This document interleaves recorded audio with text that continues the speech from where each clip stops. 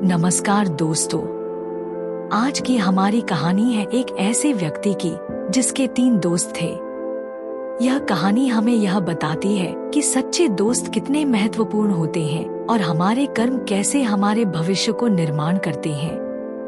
तो चलिए सुनते हैं आज की कहानी। एक व्यक्ति था, उसके 3 मित्र थे। एक मित्र ऐसा था जो सदैव साथ देता था, एक पल एक क्षण भी बिछड़ता नहीं था।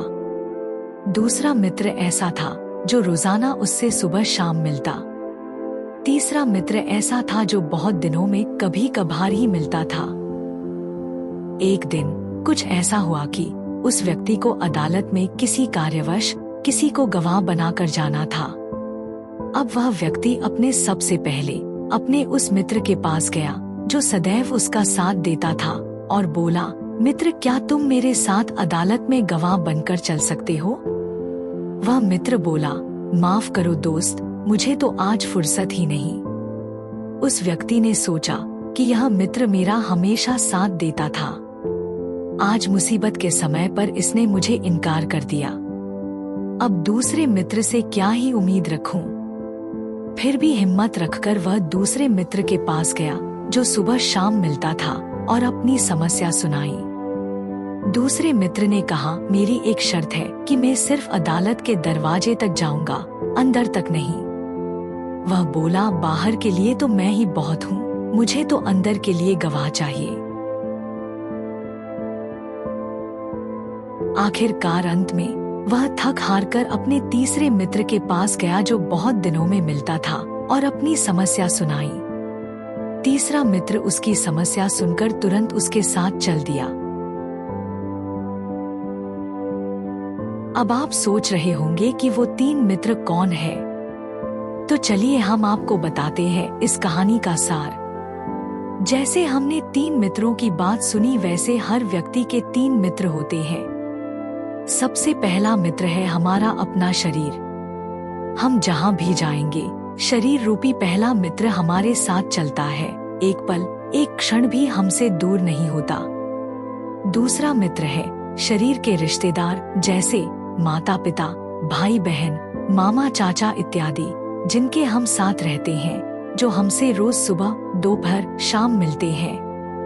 और तीसरा मित्र है हमारे कर्म, जो सदा ही साथ जाते हैं।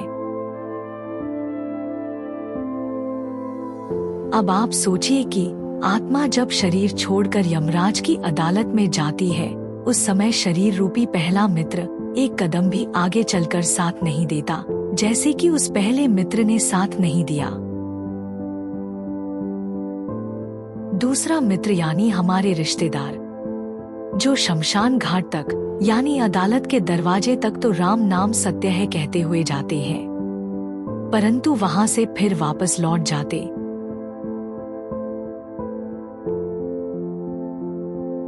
और तीसरा मित्र आपके कर्म है, जो सदा ही साथ जाते हैं, चाहे अच्छे हो या बुरे।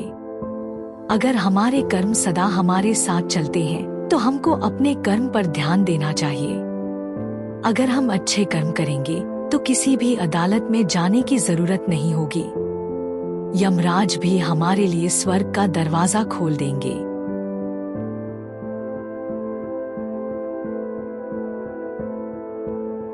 इस कहानी से हमें यह सीख मिलती है कि हमें अपने कर्मों पर ध्यान देना चाहिए, क्योंकि कर्म ही हमारी आगामी यात्रा को निर्धारित करते हैं।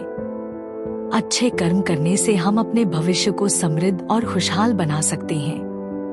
यदि आपको यह कहानी जरा भी पसंद आई हो तो कृपया लाइक करें, अपने दोस्तों के साथ शेयर करें और हमारे चैनल हेलो FM को सब्सक्राइब जरूर करें। धन्यवाद। जय हिंद।